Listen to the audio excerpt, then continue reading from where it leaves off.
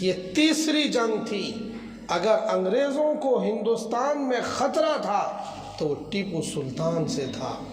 اگر وہ انہیں لگتا تھا کہ برطانیہ کی حکومت کے تختے کو کوئی پلٹ سکتا ہے تو ٹیپو سلطان پلٹ سکتا ہے، کیونکہ ظہیر الدین بابر کی اولاد بہادر شاہ ظفر میں اب وہ طاقت نہیں رہ گئی تھی، وہ فوجی پلان ختم ہو چکا تھا۔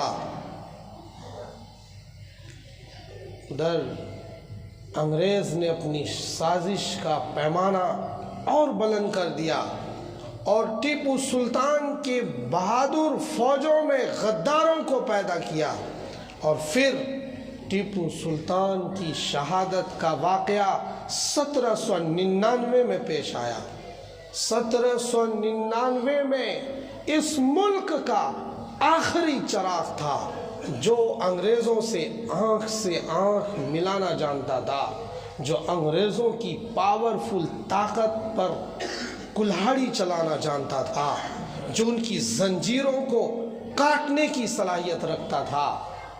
1799 میں جب واٹر گیٹ سے جو ٹیپو سلطان نے فوجی کیمپس سرنگا پٹنم، بنگلورو، میسور کے اندر بنایا ہے، اس واٹر گیٹ کو نہر کے کنارے سے بنایا ہے تاکہ آپات کالین میں ہماری فوج اس نہر کو کراس کر کے دفاعی انتظام کر سکے۔ اس گیٹ کی اطلاع صرف ٹیپو سلطان کے اہم فوجی کمانڈروں کو تھی، جس کا راز فاش کر دیا گیا، اور انگریزوں نے اگلے ہی رات جب یہ راز فاش ہوا کہ نہر کی طرف ایک گیٹ ہے جس گیٹ پر کوئی پہرا نہیں کیونکہ نہر میں پانی بھرا ہوا ہے، ٹیپو سلطان کی فوج اس گیٹ سے مطمئن ہے، دوسرے سارے دروازوں پر زبردست فوجی نظام ہے، وہاں سے مقابلہ نہیں کیا جا سکتا، تو پھر اسی گیٹ پر انگریزی فوجوں نے اپنی پلاننگ کی اور نہر میں گھوڑے دوڑا دیے اور نہر کو کراس کرنے کی پلاننگ کر لی۔ بالآخر نہر کراس کر کے واٹر گیٹ پر پہنچے اور اس دروازے کو توڑا اور اندر جا کر لڑائیاں شروع ہوئی۔ جب ادھر دروازہ ٹوٹ رہا تھا اور ادھر لڑائی شروع ہو گئی تھی، تب بنگلور کی حویلی میں ٹیپو سلطان کھانا تناول کر رہا تھا۔ اس موقع پر اسی غدار نے ان سے کہا کہ اب ہماری سلطنت کا چراغ گل ہو گیا، آپ زحمت نہ کریں ورنہ انگریزی فوج کی طاقت بڑھ گئی ہے، ہمارے قلعے پر حملہ ہو چکا ہے۔ ٹیپو سلطان نے اسی وقت کھانا تناول کرتے ہوئے اپنی پلیٹ کو اپنے ٹیبل کے ایک طرف رکھ کر یہ اعلان کیا تھا کہ گیدڑ کی 100 سال کی زندگی سے بہتر ہے شیر کی ایک دن کی زندگی۔ سو اپنی فوج کو لے کر بنگلورو سے میسور پہنچے اور فدائیان محمد کی طرح انہوں نے قربانی دے کر یہ ثابت کیا کہ ملک کے لیے اس طرح جان دی جاتی ہے، ملک کے غداروں کو کچلنے کے لیے اس طرح قربانی دی جاتی ہے۔ اپنی نسلوں کو سمجھایا کہ جھوٹ اور باطل اور غلط جب ایمان پر یلغار ہونے لگے تب اس طرح جان کا نذرانہ پیش کیا جاتا ہے۔ آج سن 2024 میں ہماری نسلوں کو ٹیپو سلطان کی شہادت نے یہ سمجھانے کی کوشش کی کہ ملک کے لیے اس طرح جانوں کا نذرانہ پیش کیا جاتا ہے۔ سو انہوں نے نذرانہ پیش کیا اور شہید ہوئے، گولی لگی، گر پڑے۔ میں نے وہ جگہ دیکھی جہاں ٹیپو سلطان کو گولی لگنے کے بعد وہ ان کا دھڑ نیچے گرا، فوج کی ہمت نہیں ہو رہی تھی کہ اس مردہ جان کے پاس بھی جا سکے، کہیں ایسا تو نہیں کہ ابھی بھی ایمان کی رمق باقی ہو، ابھی بھی زندگی کی رمق باقی ہو، کہیں ٹیپو سلطان کی تلوار حیدر کرار کی طرح نہ چلنے لگے۔ یہ خدشہ اور یہ دہشت انگریزی افسر کے ذہن میں اس وقت بھی تھا جب ٹیپو سلطان شہید ہو کر گرے ہوئے تھے۔ جب کنفرم ہو گیا، پکا ہو گیا کہ نہیں، ٹیپو سلطان کی باڈی میں اب جان نہیں ہے، روح پرواز کر چکی ہے، تب ان کے سینے پر چڑھ کر فوجی افسر نے یہ اعلان کیا، انگریزی وائسرائے نے اعلان کیا کہ آج سے ہندوستان، جسے سونے کا چڑیا کہا جاتا ہے، آج سے یہ بھارت کی سرزمین کمپنی بہادر کی ہے، آج سے یہ سرزمین برٹش مہارانی کی ہے، اس سرزمین پر اب ہمارا تسلط ہے، ہمارا حکم چلے گا۔ یہ کب ہوا تھا؟ 1799 میں 1799 میں یہ آخری چراغ گل ہو گیا۔ تب دلی کی جامع مسجد پر برطانیہ کی سرکار کی طرف سے یہ اعلان ہوا 1803 میں کہ خلق خدا کی، کیا اعلان ہوا؟ خلق خدا کی، ملک بادشاہ کا اور حکم برطانیہ کا۔ بہادر شاہ ظفر کو ڈمی حکمران بنا کر اس اعلان میں چھپا دیا گیا کہ خلق خدا کی، یہ مخلوق جو ہندوستان کی سرزمین پر آباد ہے، یہ خدا کی خلق ہے، اور ملک بادشاہ بہادر شاہ ظفر کا، اور حکم کس کا؟ کمپنی بہادر کا، مہارانی برطانیہ کا، ان کا حکم چلے گا۔ اب اس ملک پر ہماری حکمرانی ہے۔ دلی کی جامع مسجد سے جب یہ اعلان کیا گیا کہ اس ملک کا سارا نظام اب ایسٹ انڈیا کمپنی کے ماتحت ہے، سارا ملک مشرق سے مغرب تک، شمال سے جنوب تک، ایک ایک خطے کو جب اپنے طرح سر کر لیا گیا، تب یہ 1803 میں اعلان ہوا۔ اور اسی دلی کی سرزمین پر، مہدیان میں، آج بھی دلی گیٹ پر جا کر دیکھو، وہاں ہمارے بزرگوں کی روحیں آج آرام کر رہی ہیں، وہ ان کے مزارات میں موجود ہیں۔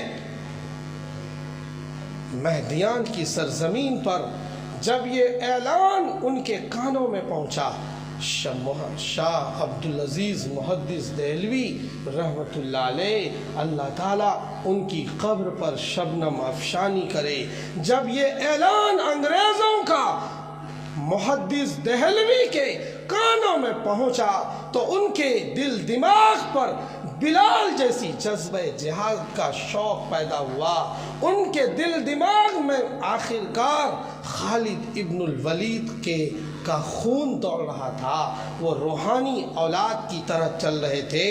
انہوں نے اعلان کرایا کہ آج سے 1803 کی آج کے دن سے اس ملک میں انگریزوں کی غلامی حرام ہے، مرد عورت سب پر جہاد واجب ہے۔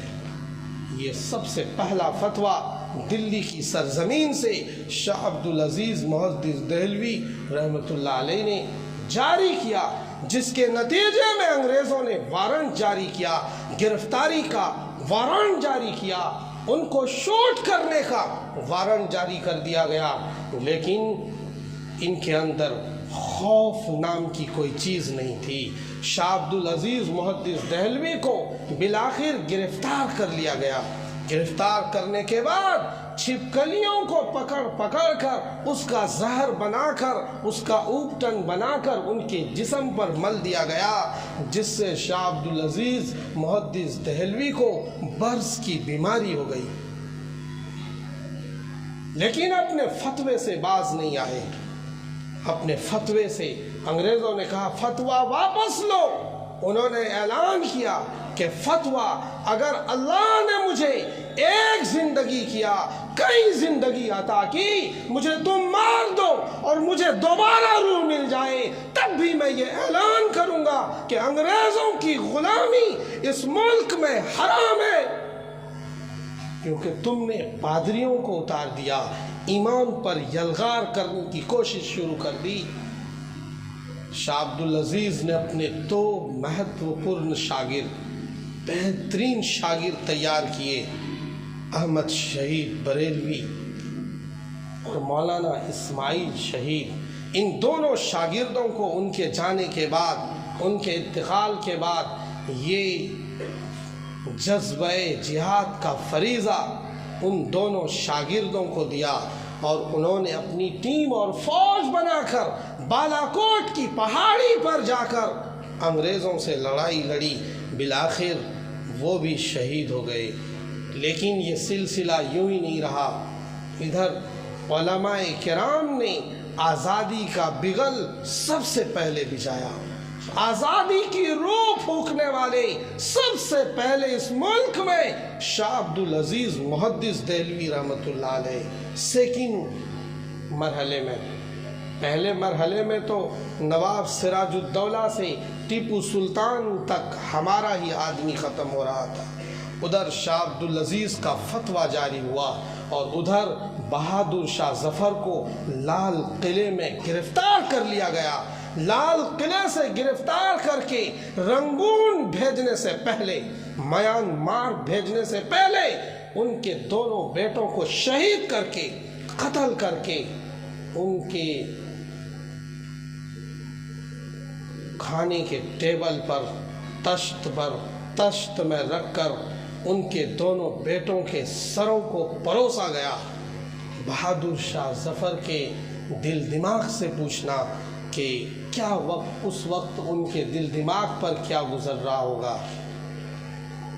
سرکاری بہادر شاہ ظفر بادشاہی خاندان کو تہس نہس کر دیا گیا, خواتین کو قید کر لیا گیا, مردوں کو قید کر لیا گیا, تہ تیغ کر دیا گیا اور بہادر شاہ ظفر کو برائے نام